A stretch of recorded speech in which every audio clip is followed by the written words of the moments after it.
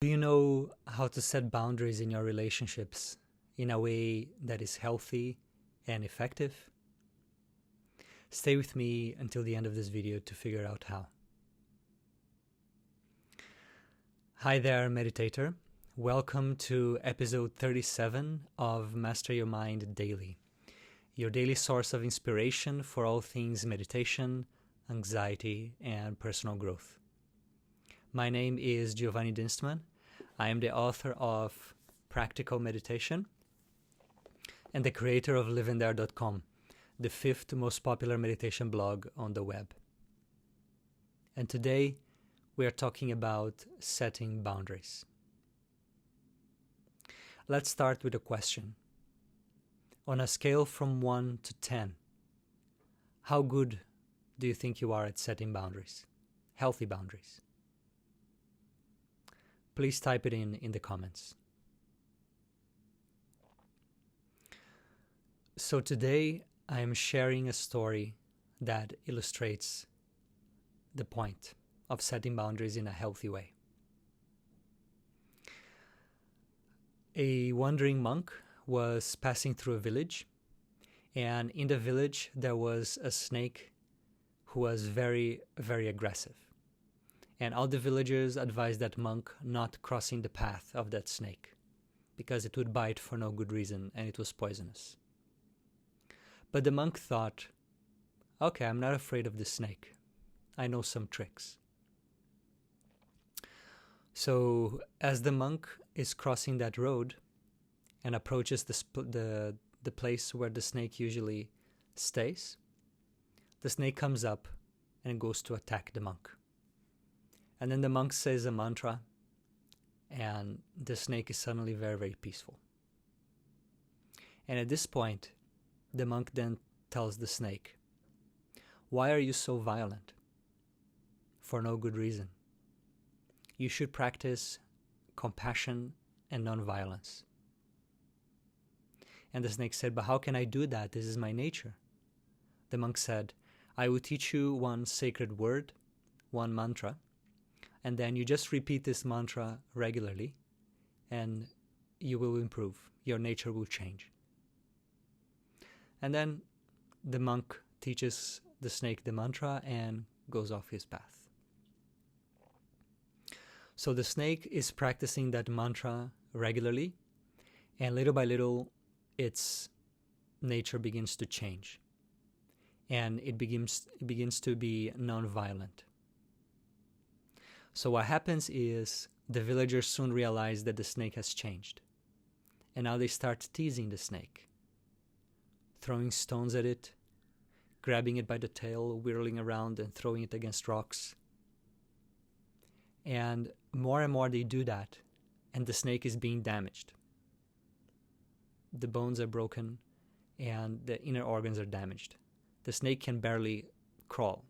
It's almost dying. And so the monk comes again to that village and decides to have a look at the snake. And then when it comes to the snake says, "Look, I have followed your teachings. I have practiced the mantra. I am now a non-violent snake. My nature has been transformed. I am doing no harm and I'm very proud of myself." Then the monk said, "But you look terrible. You look broken. You look damaged. What happened?" Then the snake says, "Well, when I began to practice nonviolence, people started teasing me and throwing stones at me and harming me. So that's why I'm like this." And the monk said, "I teach you not to bite, but not to hiss. You can hiss, just don't bite." So this story, for me, is a story about setting boundaries. It's a story about finding the middle way between two undesirable extremes. In one extreme, you are violent and aggressive for no good reason. And in the other extreme, you don't defend yourself. You don't take care of yourself. You are a pushover. Between being aggressive and being a pushover, there is the middle way. And the middle way is you don't do harm, you don't initiate aggression, but you know how to protect yourself and protect your interests. It is knowing how to set boundaries in a way that is healthy, kind, but firm. Setting boundaries is not a selfish thing. And just allowing yourself to be a doormat is not a selfless thing, is not a good thing either. Setting boundaries is essential for us leading a healthy, happy life. If you don't set boundaries, then you will be a doormat. And eventually you will feel angry and resentful of all those people who took advantage of you. And that itself is a form of violence towards yourself and towards those people. So it's better to know how to set boundaries in the first place. Perhaps this story has given you some hints how to set boundaries. But I'm going to share 4 tips that I teach in one of my online courses about how to set boundaries. The first tip is to know your boundaries. Know what you will accept and what you will not accept. Know where you will draw the line. That's the beginning of everything. If you don't know where your boundaries are, you cannot defend them, and other people will cross them because it's not clear. Second step is decide on the consequences. If you have a boundary, but when people cross, nothing happens, it's the same as not having a boundary. It's like having a law saying that certain thing is forbidden, but if you do that thing, nothing happens. So if the boundaries are to be effective, there needs to be a consequence when people try to cross it. And knowing the consequence in your mind beforehand means that you're not going to be caught up in the surprise element in the moment. Because that's what happens with people who are not so good at setting boundaries. When people cross those boundaries, they're surprised. They expect people to be good and to be kind. And when they're not, you kind of don't know how to respond. So having clear boundaries and knowing what you will do, how you will respond when those boundaries are crossed is essential. And then the third step is communicate assertively. When you're communicating a boundary, communicate assertively and unapologetically. You can say, sorry, that's not cool. Or this is not okay. Or I cannot let you do that. This is not fair. Or just being able to say, no, this is not for me. Thank you, but no thank you. And the way you communicate that boundary depends on the person you're communicating with. If you are communicating with a person who is kind and sensitive by nature, just barely mentioning the boundary would be enough. But some people, you will need to express the boundary in no unclear terms. You're going to need to express it very strongly, otherwise they won't get it. So just know that that's the way. There's nothing you can do about it. Some people are more prone to want to take advantage of other people. And with those, you will need to set very clear and strong boundaries. And then the final tip is self-awareness. Self-awareness means being honest with yourself.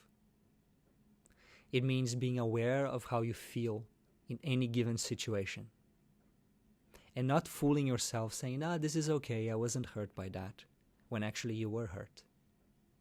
Because when you do that, you're just pushing that resentment, that anger to the subconscious mind. And it doesn't disappear like that. It will remain there, and it will show up in some way in your life. It could show up as a disease. It could pile up until a time that you just can't take it anymore and then you blow up. But it's just that energy does not disappear like that. It just stays repressed. So you want to be honest with yourself. If something does not feel good, know that it does not feel good. Don't try to rationalize it. The feelings are not rational. It's just how it feels in the moment. Recognize it, see it, accept it.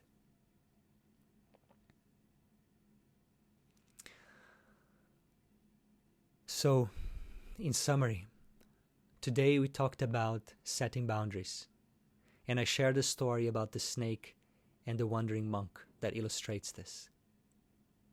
The point is, setting boundaries is the happy medium between two extremes. Between the extreme of being aggressive for no good reason, and between the extreme of being a pushover and having no boundaries, being a doormat. In between these two, there is setting boundaries. And setting boundaries is not selfish.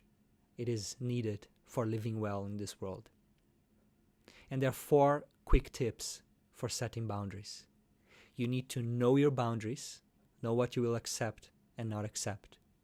You need to decide on the consequences, because if there are no consequences on crossing your boundaries, there are no boundaries. Third, you need to communicate your boundaries assertively in a clear and unapologetic language. And fourth, you need to be aware of how you feel in any situation and be honest with yourself. Setting boundaries is something many people struggle with. So I hope you have found this video helpful. And if you know of any person who has trouble setting boundaries, consider sharing this video with them or tagging them in the comment. This was video 37 of a series of 100 daily videos that I'm doing. If you want to make sure you don't miss the following videos, then like and follow the Live and Dare page on Facebook, or subscribe and turn on the bell on YouTube. Once again, thank you for watching, and happy growing.